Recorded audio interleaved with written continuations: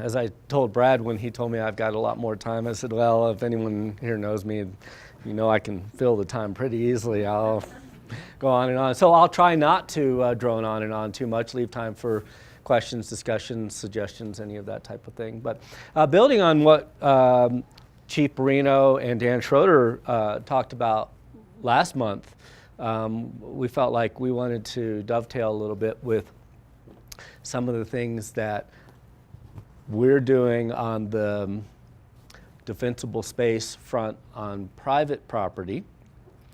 And in making this presentation to you, all of whom have some familiarity with the issues at play here, I didn't want to be elementary on any of this. I wanted to be cognizant of your time and energy here.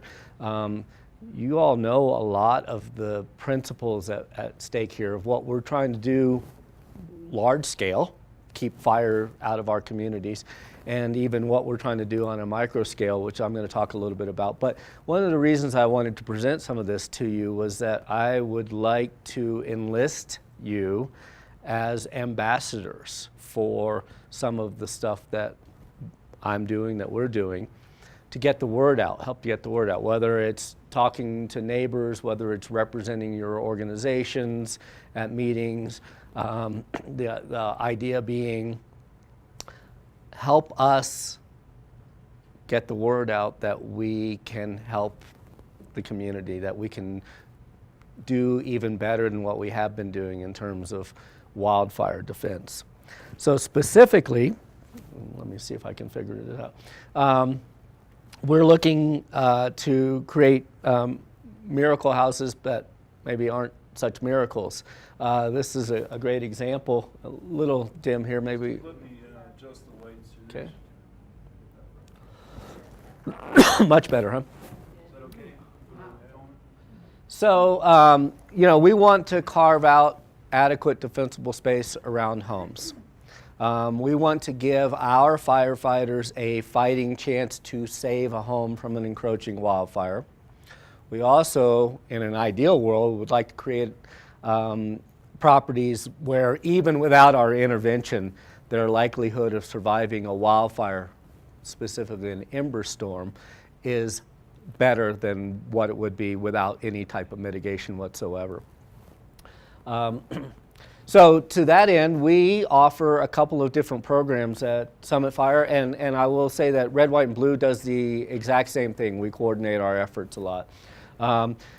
We have a voluntary program where any property owner can contact me or Keith McMillan Captain Keith McMillan at Red, White, and Blue, and set up a time, and we'll go out to your home for free and walk around your home and do a non-binding, voluntary effort with you and just talk about basic defensible space principles, pushing the force back from the home, removing avenues through which embers and flames can reach your home. And the idea being, let's raise some awareness of what property owners can be doing. And I take that opportunity while I have a captive audience also to preach a lot about personal preparedness. Things like having an evacuation kit in your vehicle ready to go all summer long. Things like backing up all of those vital documents and having them stored off-site. Things like talking with your insurance company. So these are, you know, typically it's about an hour consultation, and about half of the time I'm walking around the property pointing out, hey, if you limb this tree up, you'll be making some improvements. If you cut that juniper bush away from your deck, that's a major deal. And then half the time I'm talking about, have you thought about backing up your family photo albums on the cloud? Or putting them on a disc and sending them to Aunt Agnes in Nebraska so that she's got a backup copy of those types of things. So the basic defensible space things, you've heard me talk, you've heard Dan talk, you've heard all of us talk about, you know, within that first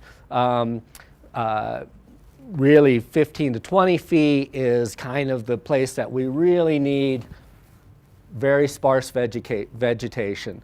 And that's one of our basic principles. Give us a fighting chance to defend this home, to protect it. All the way out to the property line, where sometimes we're talking about thinning the forest so that we go from a dense forest to less dense, all the way down to the property of the home.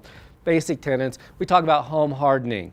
We don't have a whole lot of shake shingle roof homes anymore in Summit County, but there are a few. And I can tell you that the county ordinance that prohibits those is at least 30 years old. So those roofs are really old. So when I see one of those, I immediately say, if you do nothing else to your property, if you replace your roof, you're going to dramatically increase your home's odds of surviving a wildfire.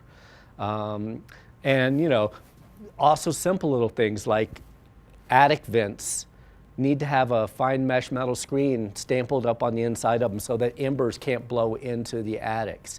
Simple little thing makes a huge difference. And so when I tell people that, and they're like, so you're saying if I go out to the hardware store and buy $5 worth of screening and I can go up there with scissors and a staple gun and do that, that's all it requires? I'm like, that's all it requires. Even I can do that. So sometimes people are pleasantly surprised at how simple some of these things are. And then when we can tell them how much it actually reduces their wildfire risk, it's a worthwhile investment for sure.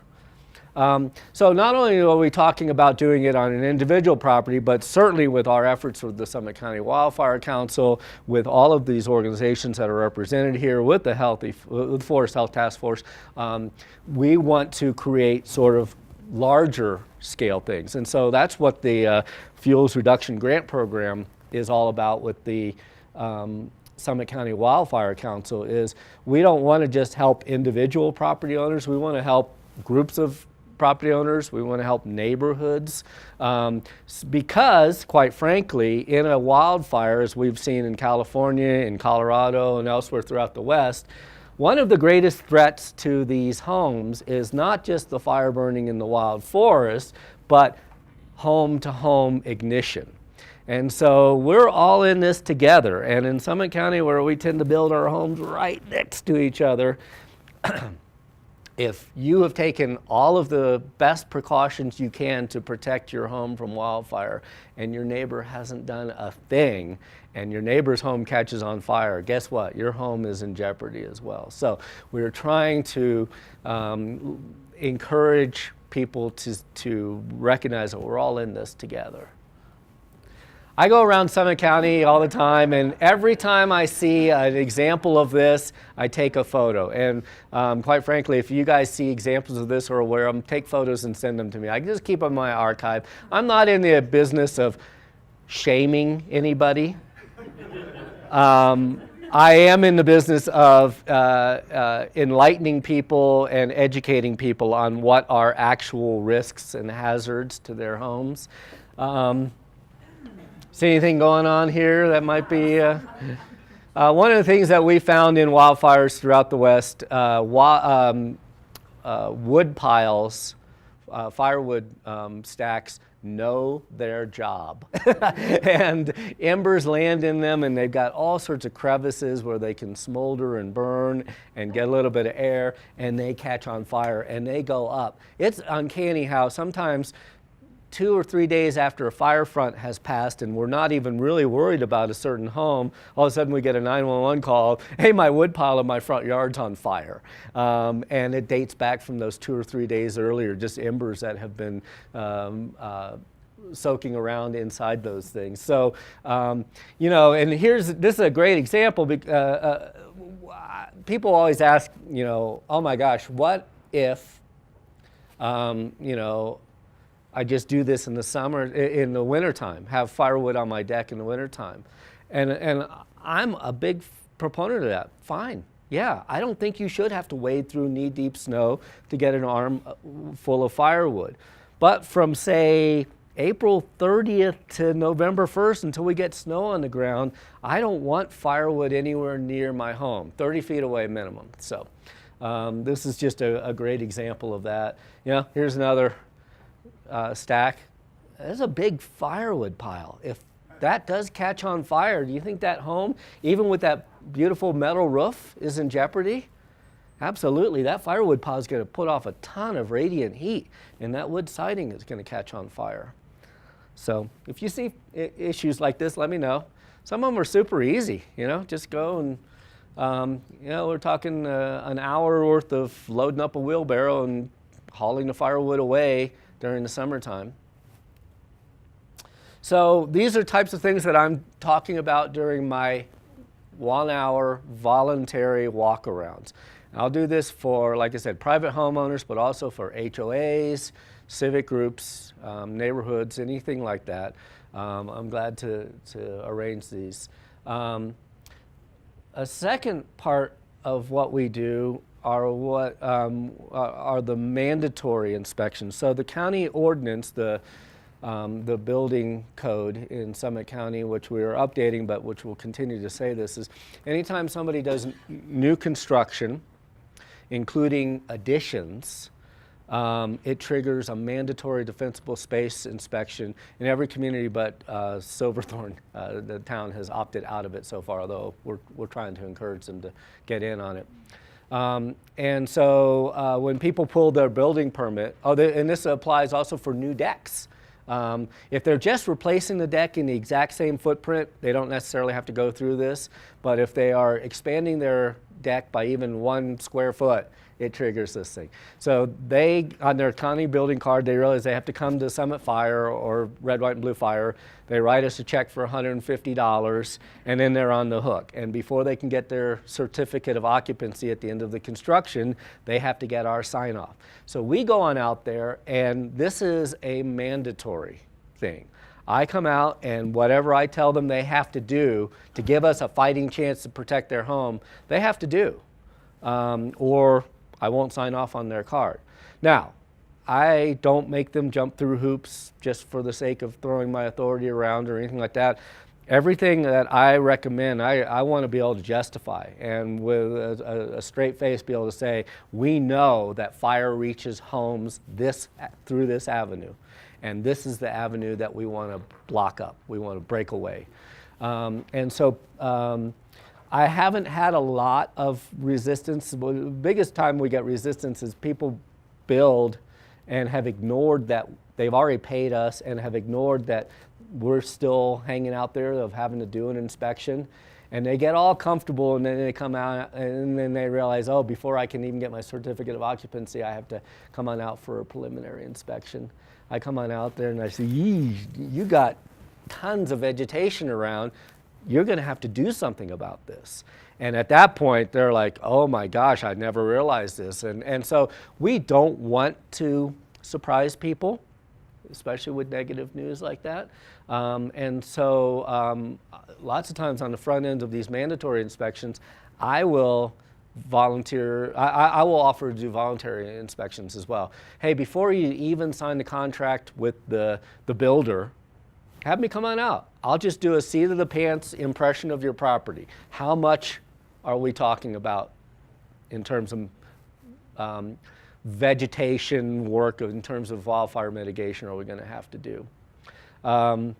I don't want people to be surprised. Often now what we're finding is they're getting smarter and they're calling me on the front end. I'm telling them what they need to do. They do their project. They take care of any trees or vegetation that they need to cut out. I come back on out and it's a 5-minute painless process. Everyone's on the same page. Nobody is surprised. But I don't want somebody who is adding 1 square foot to a deck, therefore triggering this mandatory inspection, to be surprised on the back end that they're going to lose trees because of it. Because we've had people, quite frankly, who've made their decision based on that. And that's fair enough. I mean, nobody moved to Colorado to live on a scalped lot. We love our trees. Some people's property is just, the character of the property is such that it's a lovely, heavily wooded property. And if they want to make it safe for wildfire, they're going to have to change the character of the property. And they may or may not want to bite that bullet. They may say, you know what, I like the property the way it is. I'm willing to accept the risk of a wildfire on my property. And from my perspective, I'm perfectly okay with folks making an educated decision on that front. So as long as they're informed and their insurance company is okay with them doing this, I'm okay with it too. And they realize that, you know, I tell them up front, we're not going to put firefighters between these trees and your home. So if your home survives, it's just going to be by Mother Nature and luck and everything.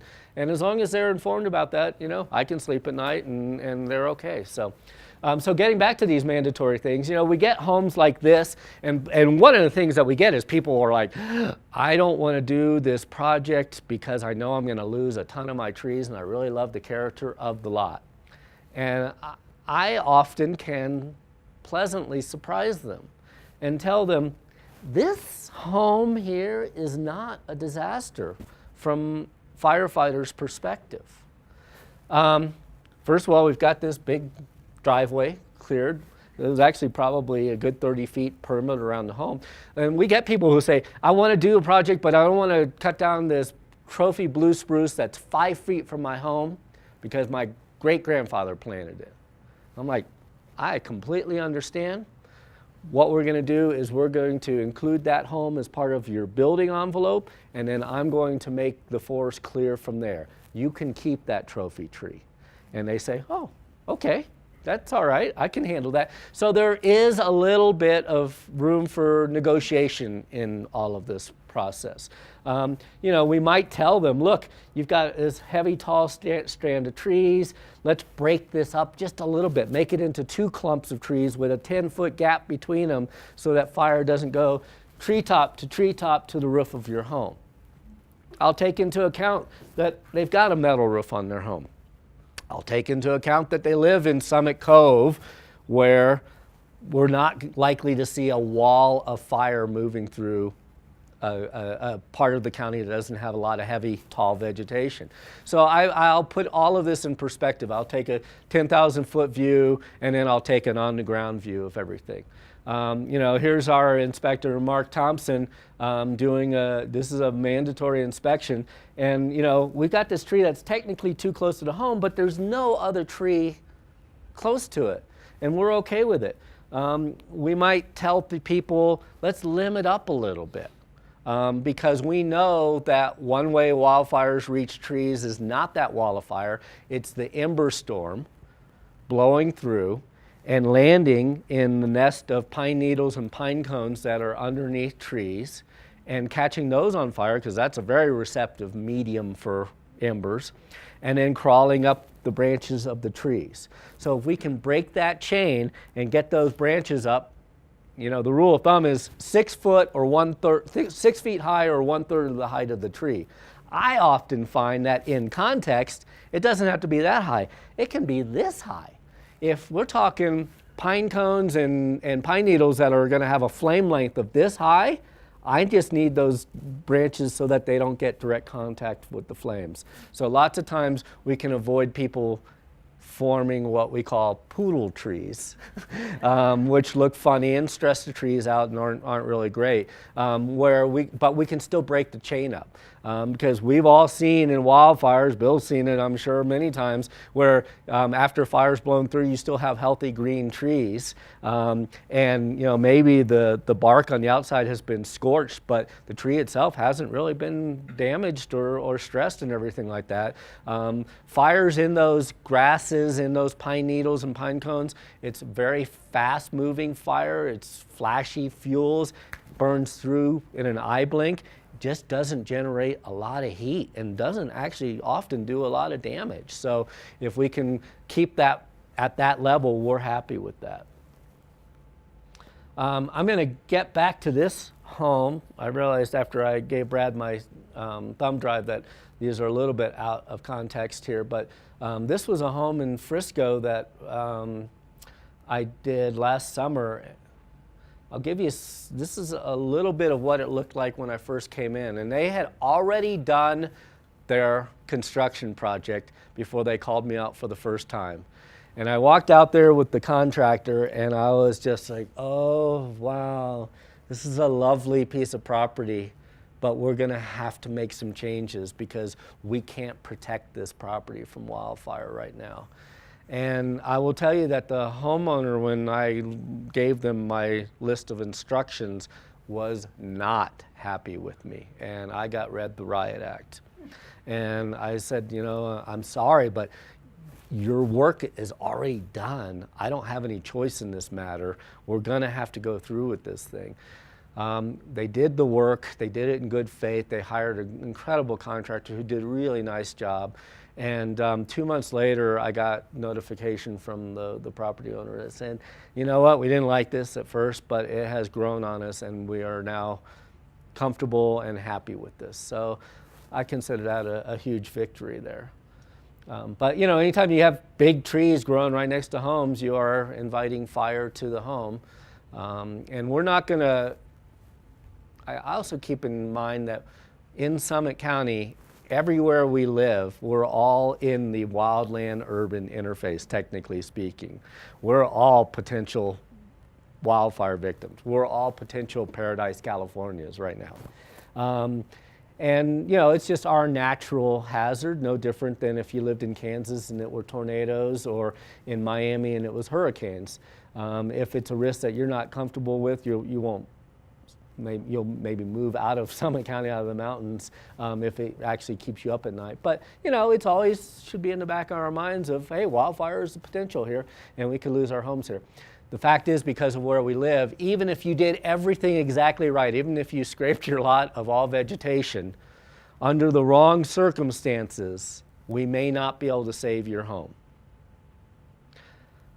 The flip side of that coin is any one thing you do that can keep fire from reaching your home may be the one thing that saves your home from wildfire. And so I always like to point that out of, you know, just cutting one tree out that breaks up a continuous line of trees could be the one thing that saves your home, something that simple. When I go out and I do these defensible space, the mandatory ones, not the voluntary ones, I leave them with a very detailed list, a laundry list, a prescription of what I'm going to require them to do before I'm willing to sign off on their building card. And I take photos to show them specifically. Partly it's to remind myself, because then 6 months or a year later sometimes when they call me back for the final inspection, I've got that file and I can look through it and say, oh yeah, this is where you had this problem. I see that you have adequately addressed it, and we move on. But this is something that I started doing last year and found it to be pretty helpful for both me and for the property owner. You know, because if we're talking something like this, we're talking some pretty heavy lifting that's going to be required in order for me to feel comfortable enough to sign off on it being adequately, of it having adequate defensible space. Steve, quick question. Yeah. Back to that photo one time. So, if they did something and you had to sign off on it, Yeah. they still would only be responsible going to the property line. Is that true? That is true. That's a great point, Brad. 'Cause that might not be enough to protect this house. That is exactly correct. And we have that all throughout Summit County. The property lines are so close. Shar, you know this. The property lines are, in some cases, the drip line of the home. And then beyond that is either communal property, HOA or something like that, where the property owner doesn't control it, and maybe where covenants require a certain amount of vegetation and things like that that run contrary to what our ideals are. But you're right, we cannot control things that are beyond the property line. And so we tell them to do the best that they can to the property line, and then, you know, since I have no more authority on that, I'll sign off on the card with the caveat, we still don't think this is an adequate envelope of defensible space. That's just the nature of where we are with our small lot. Yeah, Deepan. With homes like that, is that mainly just old building, or is that things like that still going on? People still building houses, letting those stores? A little bit of both, not so much, because if you know, If it were an isolated home like this, it's likely that they have a bigger property boundary than just the drip line of the home. But we have new construction going on in Keystone right now that is right up against the wild forest, but they have cleared to the property line. They have cleared every stick to the property line. And so that is a concern. And quite frankly, when we're looking right now at revisiting the building codes, I have been an advocate, although I know that politically it's probably not going to go anywhere, of requiring adequate defensible space beyond the property line. That defensible space shouldn't be confined to the property line, in other words. Again, politically, I don't think that's got a prayer of passing anyone, but or of saying to the HOAs where there's communal property around the home, is the HOA should be compliant to defensible space guidelines just the same way that the private property owners should be.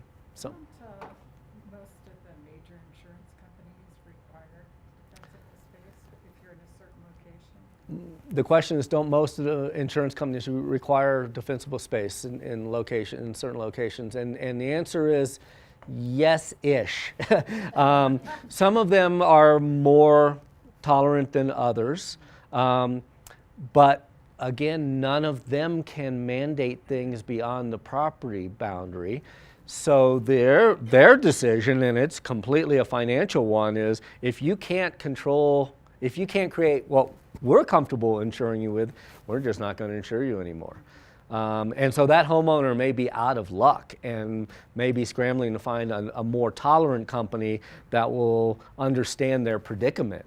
We only own to this line. Beyond that is our neighbor's line, which brings up a funny thing, by the way. My neighbor had come into a whole big supply of firewood. And remember I said firewood piles know their job there.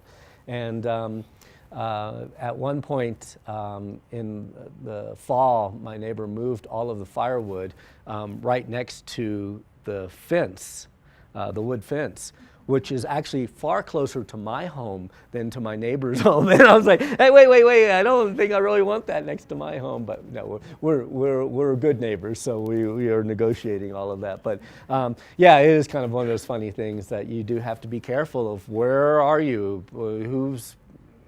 Where's your property line? What can you control? What can you not control? So. All right, so I mentioned that, I always do an aerial photo to try to get a sense of where we're talking about when I'm going out to do these mandatory defensible space issues. Is Summit Cove a major concern of a wildfire sweeping through there?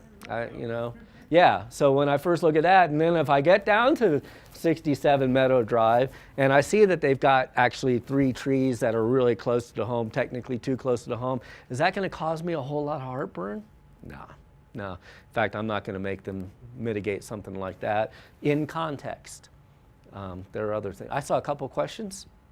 I was wondering if, especially in relation to like homes we saw on that last slide, do you guys have some kind of a list or a map of properties, like a DNR list or something, where you know ahead of time we're not going in there if there's a wildfire? Too bad, we're not even going to send our guys down the driveway to see what they can do. Yeah.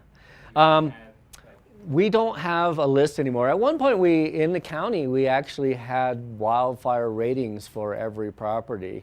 And then we found that one of the issues, and we see it in our fuels reduction grant program and things like that, is that over time conditions on the ground change, vegetation grows back, things change. So we have abandoned that, although there is a sense, and I'm a proponent of reinstating that to a certain extent.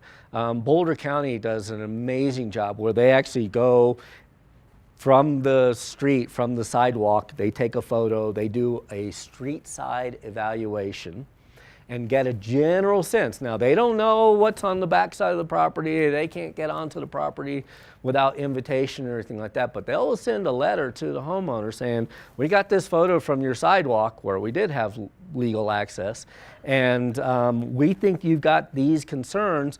Call us. We're willing to give you a free voluntary consultation and help you build defensible space around your home. So I think that's a really good idea. As for your notion that there are places that we won't defend, there are, but they often are a game day decision. A long, narrow driveway with heavy trees over it where we're worried about our fire engines getting trapped or not being able to turn around, big concern. A bridge that's not rated to support one of our engines, obviously we're not going to drive an engine over it. And our folks do that type of thing. We do have some flagging and signal systems and things like that, and then you find that people get all up in arms because, wait, why do I have a red flag on my mailbox or on the street sign and everything like that? So we try to be judicious about when we use that or when we say we don't believe that we can adequately protect this home with any degree of our own safety. So. I'd like to add on to that. Yeah, Shelley. The district-wide, we have protective covenants, and part of those covenants has language where property owners are required to remove dead and fallen trees, and we enforce it. We go around and excuse me, identify dead, fallen, and we send letters saying you've got 30 days to remove, and we've been doing that actively for about 7 years. And it's great, and what we need are more Buffalo Mountain Metro districts doing that type of thing, and more HOAs realizing, remember that earlier slide, we're all in this together. So, yeah. Two questions, just to be clear, what types of construction do you have to give approval on and sign off on permits with respect to defensible space and fire? And secondly, were you implying, and something you said a few months ago, that HOAs do not have the same requirements to meet defensible space to their property boundaries as do individual residents? Second question first, yes, I am implying that. HOAs do not have to do this. And so oftentimes they don't. And oftentimes their covenants are contrary to best practices when it comes to defensible space. Bill's Ranch HOA require screening, trees, privacy screening around homes and things like that, which we may, as a fire district, go, ooh, that's not necessarily what we want here, is trees close to homes. And then as for your first question, I guess I've lost my train of thought on that. Let me come back to that, or.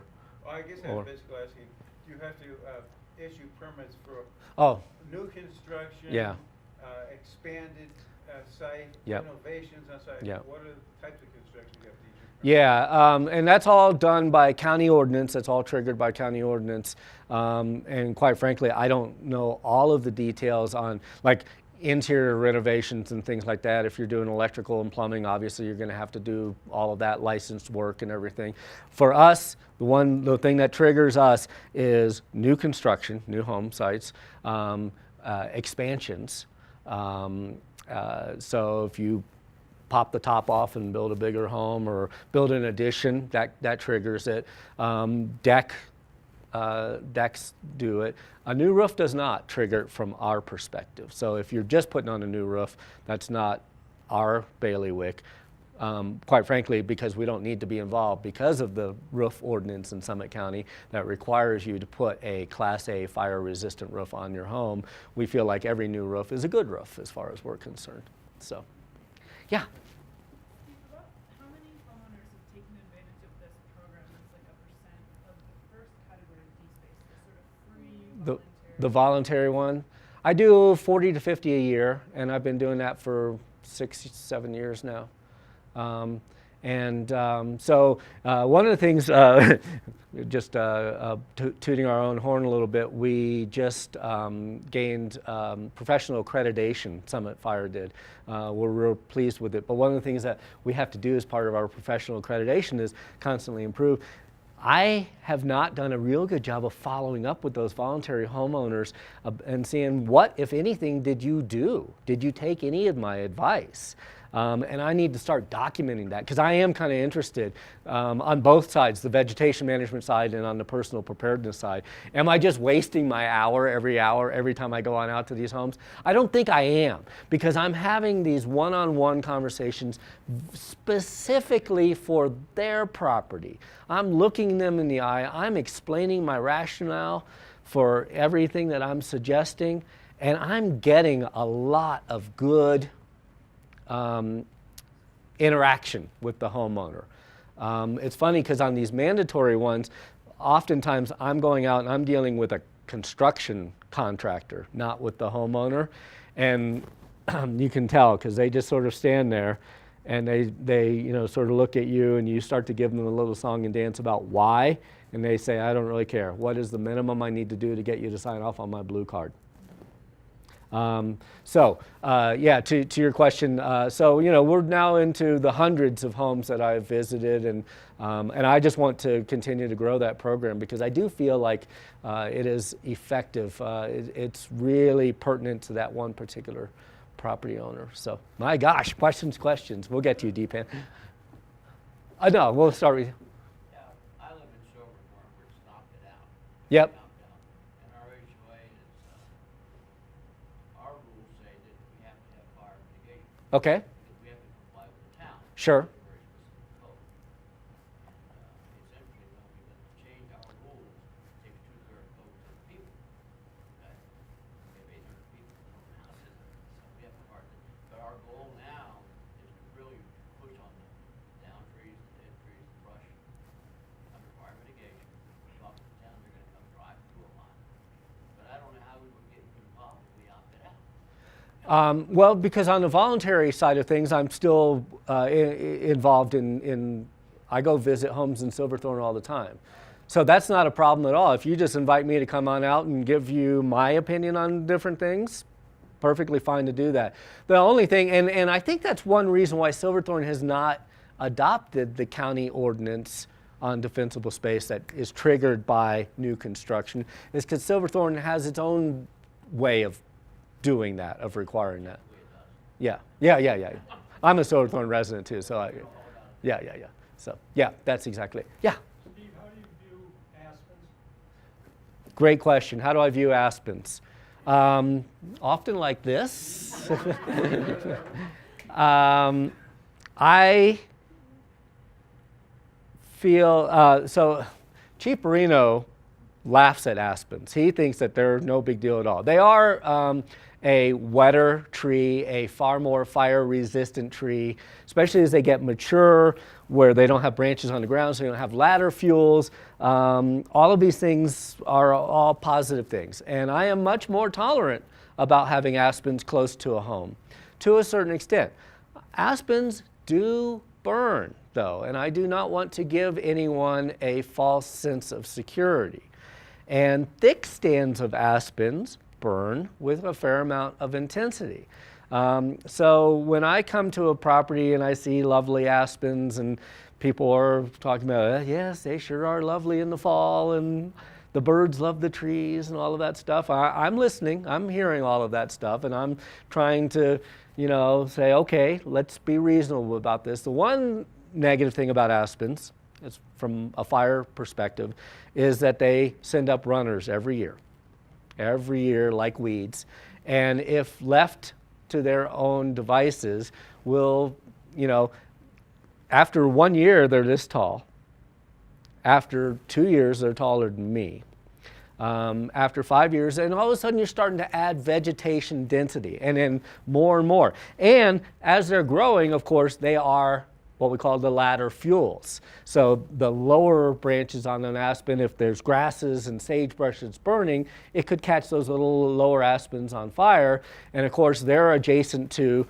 the previous year's aspen, so they carry the fire up higher, and they're adjacent to the year before that, and so you can see how that could be a bit of a problem. So what I tell people now with aspen stands close to their homes, mature trees, cool, keep them if you want them. Keep them a little bit thin, don't let them proliferate, don't let, you know, if you can't walk between the trees of aspens, I would think about thinning them out. Then, on the younger growth, I tell people cut them out before you become attached to them. And so my rule of thumb is 1 inch in diameter or less, I think you should cut them out to keep, and you have to do that every spring or every summer because you'll get more of them shooting up and everything like that. So that's my view on aspens. If you talk to Chief Perino, I think he's even more tolerant than I am on them. But you know, if I'm going to a mandatory D-space one, and they've got, you know, 6-inch aspens that are 40 feet high, I'm like, yeah, I'm okay with those. Does that answer the question? Some people call them weeds. They do, the shoots, the runners are weeds. They're kind of weeds, yeah. Yeah. So, Deepan, finally to you. The card you're referring to, first of all, what is that? You say you sign off on the Building permit card. When you pull a building permit from the county building department, you get a blue card, and it's got all of the different organizations that you have to notify, planning and building, and all of those things, water, sewer, yeah. So So is that like only for people who are trying to get a permit? Is that the only? it's for new construction, yeah. Yeah, yes, that is correct. That is the only carrot. Which leads me to a great point. On the mandatory defensible space things, just like what we're talking about here, where I come on out and I tell people, you're gonna have to cut these trees out and cut this juniper out and everything like that. I sign off on the card and I walk away.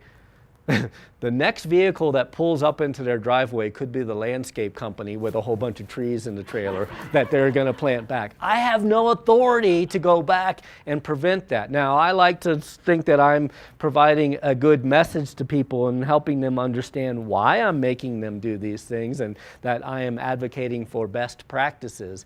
But it is a hole in our system, if you will, that once I sign off on the card, I no longer have any carrot to keep them in line. Steve, we've got about 1 minute to go. Woo! So See, I told you I could talk. And then maybe we can let Steve finish up, and then if you have questions, you can just talk to him afterwards. Real quick, I wanted to show you this because I think this was a great success, this home here. I mean, I came up to it and look at the density of the vegetation around there and everything like that. And so, you know, one of the things I want to do is break up the canopy, break up the vegetation, lift these limbs off the ground. This was an after, and they've cut these limbs and made it look more park-like. They wanted some privacy screening from the road. I understood that. But they did. This contractor did a very conscientious job of lifting limbs. There was a ton of deadfall in there and dead standing in there, and made him cut all of that out. And it opened things up quite a bit. This was a before photo. That's an after photo. Now, they still had some work to do. They were going to actually remove the stumps. They were going to make it look really nice and everything. And then once they started to rake away the pine needles and everything, this was early in the summer. By later in the summer, they started getting wildflowers in there. And all of a sudden, they're like, oh, that's not bad. And grasses were coming back, and that looked lovely. This was a major no-no.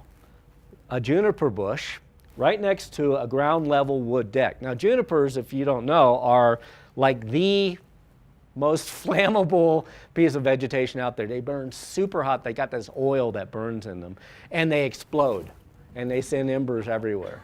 And so one of my absolutes is no junipers within 30 feet of a home. I don't want them anywhere close to the home. So I told them, you're going to do this.